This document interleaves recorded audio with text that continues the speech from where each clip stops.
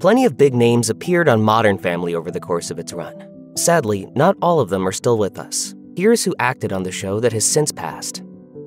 Earl Chambers is a former business partner and friend of Jay who turns into his enemy when he sets up a rival business. Most people think of Robert Costanzo as the person behind Earl, but Earl was originally portrayed by Jon Polito, who appeared in 3 episodes in Season 6 and Season 7. Polito amassed more than 200 credits over the course of his astonishing career. He got his start in 1981, playing real-life mobster Tommy Lucchese in the NBC series The Gangster Chronicles. He went on to gain recognition for his work in Homicide: Life on the Street, bringing Detective Steve Cressetti to life. Speaking to Groucho Reviews, the actor revealed that the character was originally Irish, but the creators made him Italian based on the strength of Polito's audition.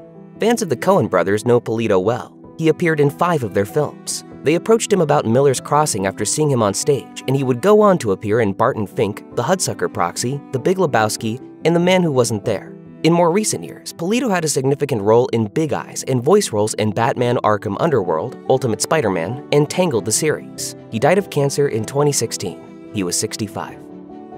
David Brenner only appeared in 1 episode of Modern Family, but he made a big impression. The episode largely revolves around Jay taking Gloria to a Valentine's Day comedy event where Brenner is performing. Gloria isn't particularly happy about the choice, but in the end, it's Jay who regrets the decision. He walks out after the comic hones in on the age difference between the two.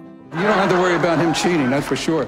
Because if he does, you'll catch him when he comes home with 2 sets of teeth in his mouth. A well-known stand-up comedian throughout the 1970s, 80s, and 90s, Brenner was perhaps best known for his frequent appearances on The Tonight Show starring Johnny Carson. You remember the old days when you heard someone say total recall, it meant that someone had a good memory? He appeared in more than 150 episodes of the talk show and occasionally hosted when Carson was unavailable. Brenner also appeared on Late Night with David Letterman and Real Time with Bill Maher and starred in the short-lived NBC comedy Snip. Brenner died of cancer in 2014 at the age of 78. Character actor Marsha Kramer, who died in 2020, played Jay's assistant Margaret in Modern Family. Appearing in more than a dozen episodes between Season 5 and Season 11, her character was Jay's close friend and ally. She made her debut on The Bill Cosby Show in 1970 and went on to appear in shows like Cheers, The Bob Newhart Show, and Malcolm in the Middle. She was well known to fans of Frasier, in which she played Tootie the store lady. She physically appeared in the show a couple of times, but the character, who hosts the Storytime talk show on KACL, is mentioned in numerous episodes. Talk about living happily ever after, huh? Ka-ching! Margaret was Kramer's final role and the one she will be remembered for, at least in terms of TV. She was also well known for her stage work, which Modern Family creator Jeff Greenberg mentioned in his tribute on X, writing, "So sad to hear that my longtime friend Marsha Kramer passed away yesterday at the age of 74. She was so delightful in the 14 eps she shot as Margaret on Modern Family over the last 7 years, but I'll always remember her soaring aloft as Wendy to Sandy Duncan's Peter Pan." Most people know John Hurd as Macaulay Culkin's father in the first 2 Home Alone movies, but he played plenty of other memorable roles over the years. In Modern Family, Hurd played Gunther Thorpe, Gil's father. Gunther shows up in the Season 5 episode The Feud, in which Phil loses his position as social chair of the realtor group to Gil and has to hand over his medallion. This was Hurd's one and only Modern Family appearance. Hurd made his professional debut in the TV movie Valley Forge in 1975. He went on to appear in a few notable TV shows in the years that followed, such as Alfred Hitchcock Presents, Miami Vice, and The Equalizer. But before long, he'd established himself on the big screen. 2 years before Home Alone, Hurd played the rival of Tom Hanks in Big, and not long after that, he appeared alongside Robert De Niro and Robin Williams in the critically acclaimed Awakenings, which was nominated for 3 Academy Awards. Hurd's 1999 performance as Detective Vin Makazian in The Sopranos earned him a Primetime Emmy nomination. He didn't win, but his peers knew how talented he was. You got an amazing ability to sum up a man's whole life in a single sentence. Degenerate gambler with a badge. Bette Midler, Jeff Bridges, Elijah Wood, Rob Lowe, and Marlon Wayans were among the many actors who paid tribute to Hurd following his death. The actor was found dead at a hotel after having back surgery. He was 71. Elizabeth Pena played Pilar, Gloria's mother, who disapproves of her marriage to Jay. It's made clear throughout the series that she owns an heirloom known as the family gun. It's been in my family for 5 generations. Pilar only appears in 2 episodes, Fulgencio and The Old Man and the Tree, but is mentioned in many more. Pena's parents were heavily involved in the performing arts. Her father established a theater company in Cuba, while her mother was a producer.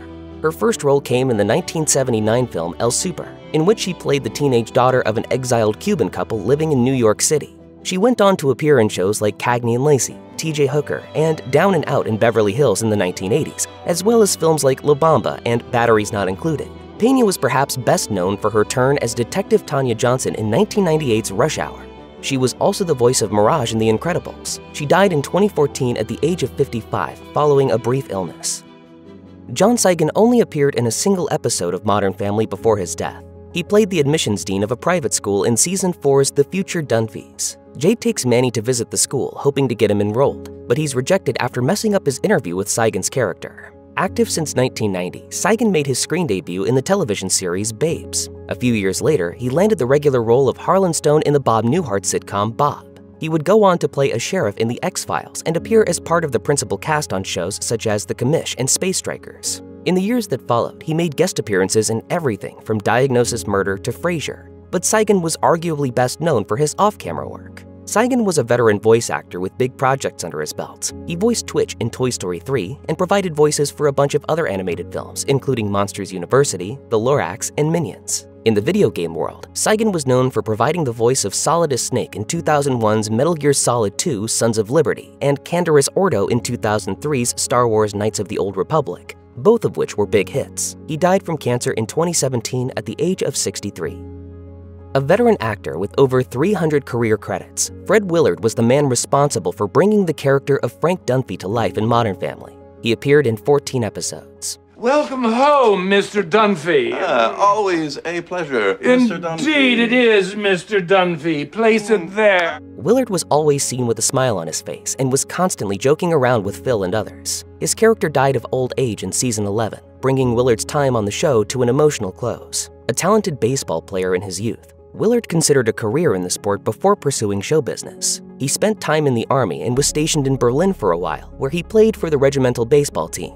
He turned to acting after moving to New York and eventually made his debut in 1966, appearing in a pair of TV shows, Hey Landlord and Pistols and Petticoats. He would become best known for his collaborations with Christopher Guest, appearing in 5 of his films: Waiting for Guffman, Best in Show, A Mighty Wind, For Your Consideration, and Mascots between 1996 and 2016.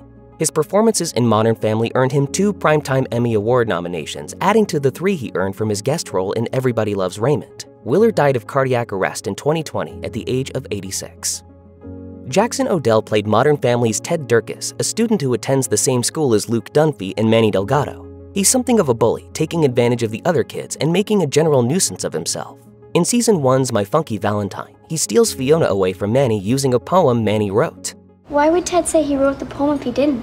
Maybe because you're the cutest girl in school and you have a laugh that makes science labs seem like recess. And in Season 4's Open House of Horrors, he tricks Manny into thinking that he wanted to be his friend only to humiliate him. The actor was perhaps most famous for his role in The Goldbergs. He played Ari Caldwell, the brother of Adam Goldberg's love interest Dana between 2013 and 2015. The Colorado native also had parts in iCarly and Arrested Development. Odell died on June 8, 2018 from an accidental overdose. He was found unresponsive at the sober living home where he was staying. He was only 20 years old. Lillian Adams is another actor that even dedicated fans of Modern Family may have trouble recognizing because she only appeared in the pilot episode. She portrays an airline passenger on the flight with Mitchell and Cameron when they're returning from Vietnam with their newly adopted baby. Oh, she's adorable. Oh, thank you. Hi, precious. Hello. Hi. Hi. While she was never a major star like some of the other actors on this list, Adams was a familiar presence on television screens for more than 50 years. She made guest appearances in a huge number of shows, ranging from The Outer Limits and That Girl to 2.5 Men, It's Always Sunny in Philadelphia, and Parks and Recreation. Television viewers might also recognize her from the many commercials she was in over the years. In terms of feature films, Adams plied her trade in several comedies, including Jim Carrey's box office smash Bruce Almighty, in which she played Mama Kowalski, whose bakery is visited by Carrey's character during his time as a frustrated reporter. She died from cardiac failure in 2011 at the age of 89. In Seasons 2 and 3, Modern Family audiences were introduced to Walt Klezak, who was first pitched as Phil and Claire's stereotypically grumpy neighbor. But an unlikely friendship between Luke and Klezak forged over honesty and video games. Klezak became a family friend until his character's death in Season 3's The Last Waltz.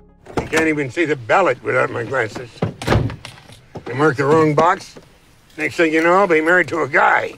Philip Baker Hall, who played Walt, toiled for decades in features and on television, most notably as Richard Nixon in Robert Altman's Secret Honor and library cop Lieutenant Bookman on Seinfeld, before forging a creative connection with Paul Thomas Anderson. The filmmaker first cast Hall as a gambler in his 1993 short Cigarettes and Coffee, which he expanded into his 1996 feature directorial debut Hard Eight. Hall earned an Independent Spirit Award nomination for that performance, which led to more work with Anderson and turns as wise but world-weary types in Michael Mann's The Insider, David Finch's Zodiac, and Ben Affleck's Argo. Hall also continued his TV career during the 1990s and 2000s through appearances on The West Wing, Curb Your Enthusiasm, The Newsroom, and BoJack Horseman. Hall worked until 2 years before his death from emphysema at the age of 90 on June 12, 2022. Everyone is running late to Manny's birthday party in Season 2's Manny Get Your Gun, and in typical Modern Family fashion, the extended family can't help but complicate matters even further. In the case of Mitchell and Cameron, a last-minute trip to the mall hits a roadblock when they encounter Donald, an elderly man trying desperately to win back his wife. Their attempts to help Donald, which run out the clock on Manny's gift, take a weird turn when it's revealed that Donald has been kicked to the curb for good reason. Without love, we're nothing. But what about his wife? Norman Lloyd played Donald in Manny Get Your Gun, which happened to mark the 70th anniversary of the legendary actor, producer, director's first appearance on television in the Streets of New York, an NBC drama broadcast in 1939. Lloyd was already a stage veteran, most notably with Orson Welles and John Houseman's Mercury Theater.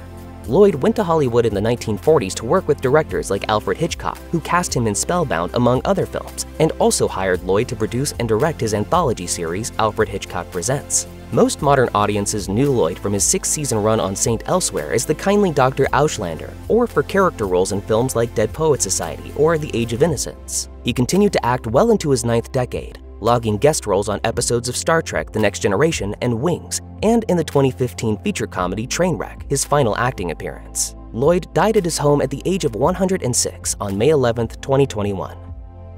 There are lots of great moments in Season 1's family portrait, which is built around Jay's desire to bring together his sizable brood for a picture. But the episode really belongs to Ty Burrell's Phil, who completely flubs a chance to ask Lakers legend Kobe Bryant a question. You like being a basketball player?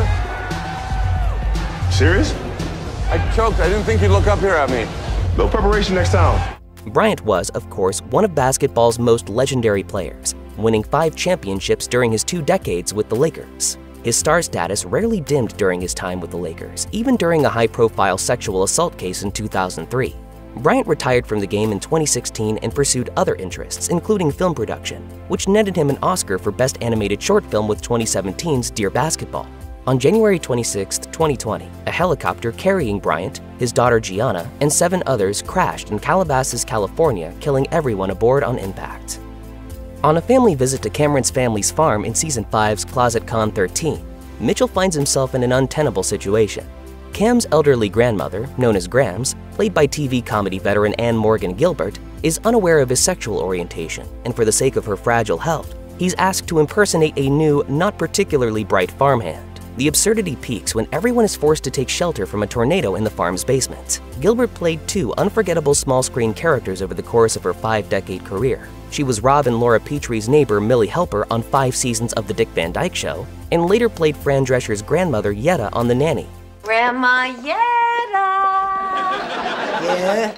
Guilbert was also a comic presence in several 1960s features, including 2 for the Seesaw, and guest starred on everything from The Alfred Hitchcock Hour to The Partridge Family, Barney Miller, and Cheers. The Nanny's popularity kept Guilbert exceptionally busy in the new millennium, both in features like Nicole Holofcener's Please Give and on series like Curb Your Enthusiasm and Law & Order SVU. She also played a recurring role in the short-lived Getting On. Guilbert died of pancreatic cancer on June 14, 2016 at the age of 87. Having forgotten to plan a surprise party for Mitchell and Season 7's playdates, Haley, Alex, and Luke decide that the next best thing is a last-minute search for Barbra Streisand, or at least her house. They don't find Barbara, but do run into Ray Liotta, who's dismayed to find out the kids have no idea who he is, but takes pity on them after they own up to forgetting Mitchell's big day. Liotta takes them to Streisand's house and uses her gate intercom. Though brief, the conversation, with Streisand providing her own voice, delights Mitchell. Playing himself on playdates gave the Emmy-winning actor an opportunity to flex his comedy muscles. Though best known for intense dramatic work in films like Goodfellas, Something Wild, Marriage Story, and The Many Saints of Newark over his 3-decade career, Liotta did manage to fit in a few lighter projects. He appeared opposite the Muppets twice, including Muppets Most Wanted, and guest starred on Unbreakable Kimmy Schmidt, Young Sheldon, and The Simpsons. A prolific character actor who logged up to 9 films a year in the 2000s, Liotta had at least 5 films due for release at the time of his death on May 26, 2022, as well as the Apple Plus series Blackbird. One of his final film roles was, in fact, the comedy horror film Cocaine Bear, which was directed by recurring Modern Family player Elizabeth Banks and featured Jesse Tyler Ferguson in a supporting role. Character actor and comedian Orson Bean also appears in Playdates, though in a different storyline. His character, an 80-year-old named Marty, has a younger wife and a son who's the same age as Jay and Gloria's son, Joe, and the couples come together at a playdate for the boys. A puckish, eccentric comic presence on television, stage, and in films for over a half-century, Bean, born Dallas Frederick Burrows, earned his stage name doing stand-up comedy in Boston. A band member introduced him with a different silly name each night, and Orson Bean stuck. Theater remained Bean's most successful medium. He earned a Tony nomination in 1962 for Subways Are for Sleeping. He also appeared on a number of dramatic TV series, including The Twilight Zone, and was a staple on TV game shows, variety series, and talk shows. After voicing Bilbo Baggins in the Rankin Bass animated TV adaptations of The Hobbit and The Return of the King, Bean enjoyed a renaissance in the 90s, playing grandfatherly types who often acted half their age. He was a series regular on Dr. Quinn Medicine Woman and appeared on Seventh Heaven, Desperate Housewives, Superstore, and Grace and Frankie, which was his final screen appearance. The 91-year-old actor was struck and killed by motorists while crossing the street in Los Angeles' Venice neighborhood on February 7, 2020.